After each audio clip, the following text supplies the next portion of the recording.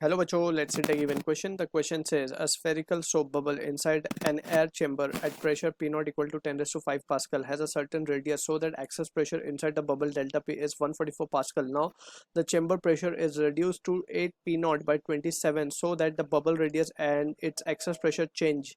In this process, all the temperature remains unchanged. Assume air to be an ideal gas and the excess pressure delta P in both the cases to be much smaller than the chamber pressure. The new excess pressure delta P in Pascal is dash.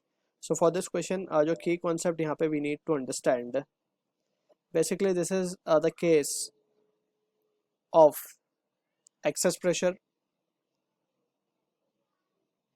of bubble, excess pressure of soap bubble, जिसके बारे में जो standard result we have studied, that is P excess. Simply हम लिख सकते हैं P excess inside a soap bubble, it is 4T by R, where R is nothing but the radius of bubble and T is the surface tension. ठीक है, तो ये excess pressure होता है. इसके अलावा we have been given the temperature remain unchanged, यानी कि टेम्परेचर कांस्टेंट है. दैट और it is an ideal gas. ये जो गैस फिल्ड है चेंबर में वो आइडियल गैस है. So we can say if temperature is constant by Boyle's law what we can write as PV will be a constant. हम Boyle's law भी बोलते हैं बेसिकली. तो ये बेसिक पॉइंट्स को हम यहाँ पे यूज करेंगे फॉर द क्वेश्चन गिवन. तो हम यहाँ पे सिचुएशन समझ लेते हैं. यहाँ पे हमें एक चेंबर गिवन है. इस चेंबर का जो प्रेशर है वो है पी नॉट और इसके अंदर है सोप बबल. इसका इनिशियल रेडियस हम मान लेते हैं R1. ठीक है. फाइनली फिर हम बोल सकते हैं इसका जो एक्सेस प्रेशर है, ठीक है, तो P एक्सेस जो है वो है हमारे पास 40 by R1 and that is equal to 144 pascal. हमें पता है कि एक्सेस प्रेशर क्या है. बेसिकली बाहर का प्रेशर और अंदर का प्रेशर का डिफरेंस है बेसिकली, राइट.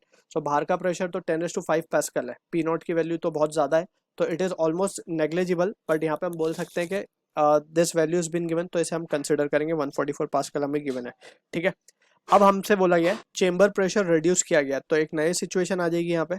चेंबर प्रेशर अब हो गया let's say P not dash. ठीक है, पी नॉट डैश हो गया. अब उसके बाद बोला गया so that the bubble radius and excess pressure changes. अब in this process temperature remain constant. तो जब बाहर का प्रेशर चेंज होगा तो जाहिर सी बात है कि इसका जो सोप बबल का जो रेडियस है वो बढ़ जाएगा. तो लेट्स से वो रेडियस हो गया अब R2.